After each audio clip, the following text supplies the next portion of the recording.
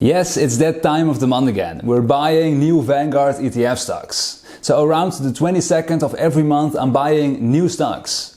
And I'm doing this since May 2019.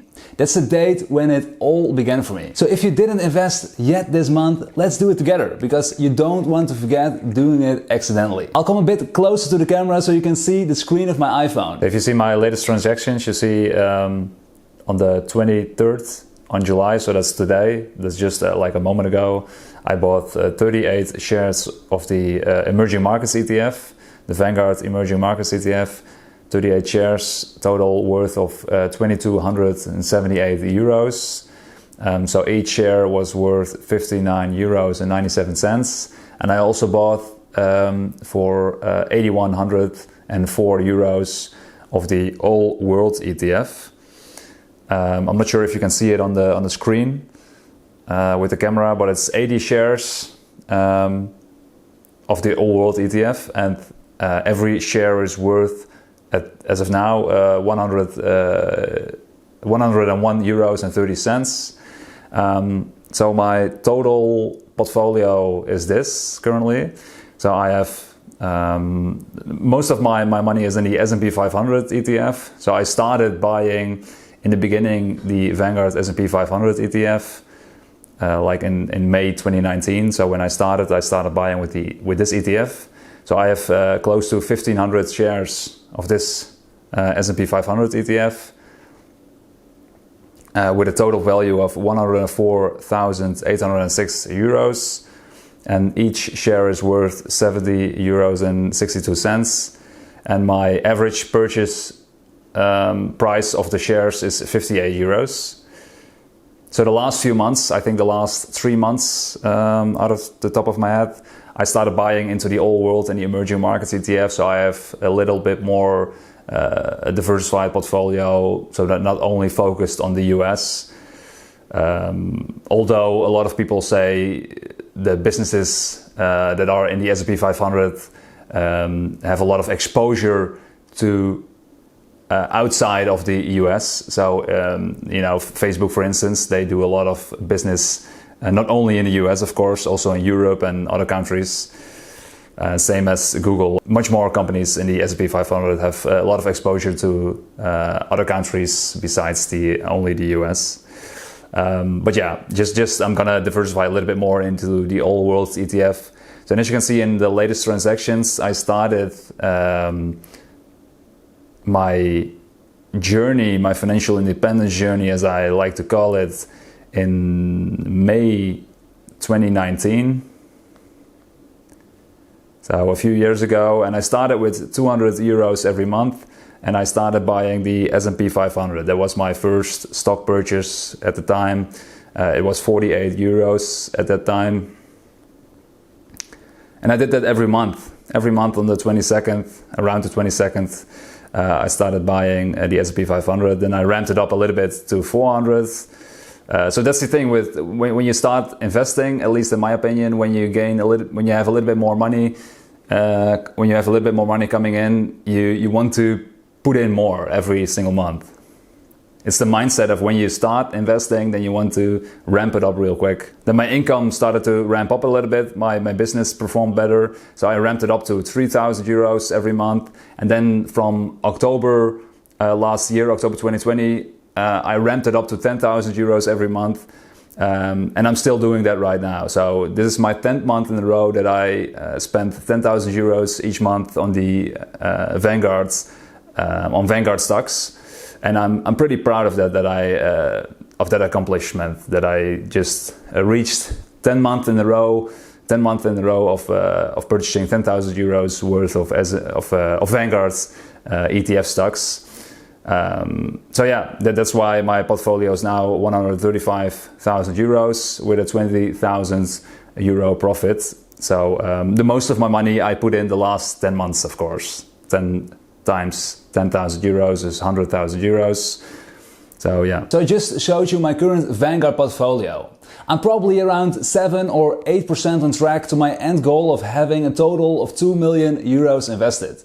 That's my financial independence end goal. But there are many milestones along the way, as was reaching 100,000 euros invested a few months ago, one of those big milestones. It's such a fantastic feeling to see those numbers change into 6 figures instead of 5. But the same goes for reaching 10,000 euros invested. It's so cool when those digits change from 4 into 5. And maybe you've experienced this yourself. Or maybe not yet. During the last few weeks, I spent a little less than an hour reading some investing books each day. So one thing I read the other day that I remembered clearly is that the author explained how difficult it is to go through a bear market. In other words, seeing your money vaporize day by day. Who knows for how long? As you just saw in my Vanguard portfolio, I currently have a bit over 20,000 euros in paper profit. And it's so easy and a nice feeling to buy more stocks if the stocks you're buying are going up in price week by week, as what is happening in the current stock market. So during the pandemic, the stock market made a dive, but it pretty much went up after that. And I haven't really experienced a stock market crash before, other than last year. But the big difference is that last year I didn't have that much money invested, as I do have now. Experiencing a big crash now will definitely not be fun. And that's when you absolutely don't want to react emotionally by selling your stocks or stop buying every month. At least that is what the experts in the books I've read so far tell me. Which makes perfect sense. Yes, it's crucial to be consistent every single month of buying into the market if your goal is similar to mine, which is reaching financial independence sooner than the legal retirement age in your country. So having that mindset of generally want to buy new stocks every month because you understand and know their value by doing so. So the other thing is live frugally so you can hopefully save and invest a big portion of your paycheck every month. So in the latest book I read, the author suggests saving at least 50% of your yearly income. Maybe you can't make it happen to save 50% of your income. And that's alright, because 50% is a lot. But at the very least, you're doing the best you can. Because you understand the underlying value of reaching financial independence by purchasing stocks month in and month out.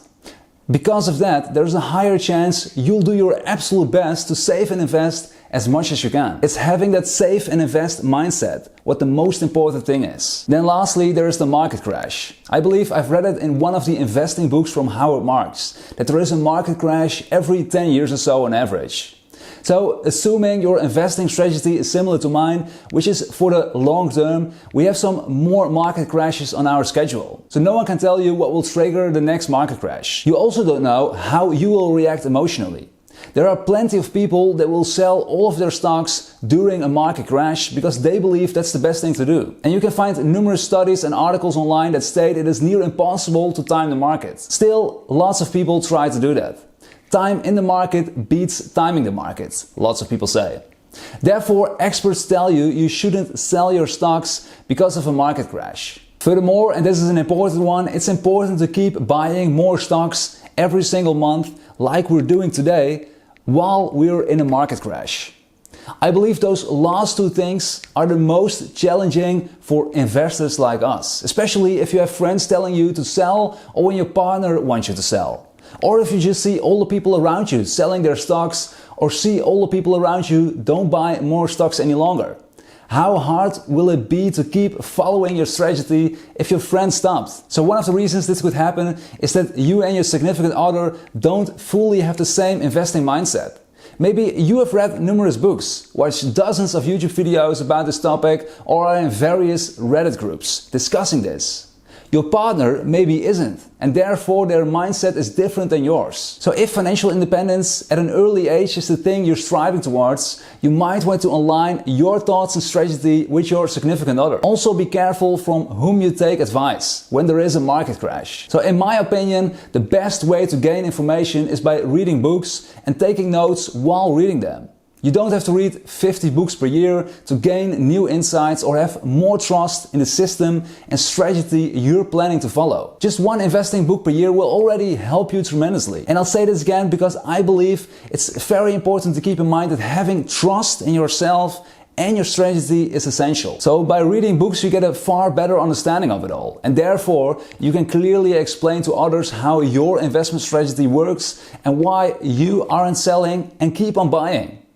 At the moment I'm reading the book Dividend Growth Machine. This book is all about investing in dividend stocks, which is different than my current Vanguard index strategy. But I want to have an open mind, and therefore I'm exploring other routes than the one I'm currently following. So to better understand index funds like buying Vanguard stocks, like we did today, I recommend reading the book The Simple Path to Wealth. You can also purchase the audiobook, so you can just listen while you're walking your dog or whatever. If you're new to Audible, you can get your first audiobook for free. I'll leave a link to Audible in the description below. So I'm a big fan of Audible for years. I currently have 70 titles on my iPhone on my Audible app. Mostly non-fiction books, but I recently also purchased the first Harry Potter book. Every other day or so I listen to it in bed, which is a great way to fall asleep fast. Anyhow, I'll leave it at that. I'll be heading off now for a walk in the woods with my girlfriend and our dog. I'll post a photo of us on my Instagram. I'll leave a link to my Instagram in the description below. Before you go, make sure to let me know in the comments your investment strategy. Or if you don't have one yet, let me know what's holding you back from taking that first step. So thank you for watching, and I'll see you next time, my friend. Bye bye.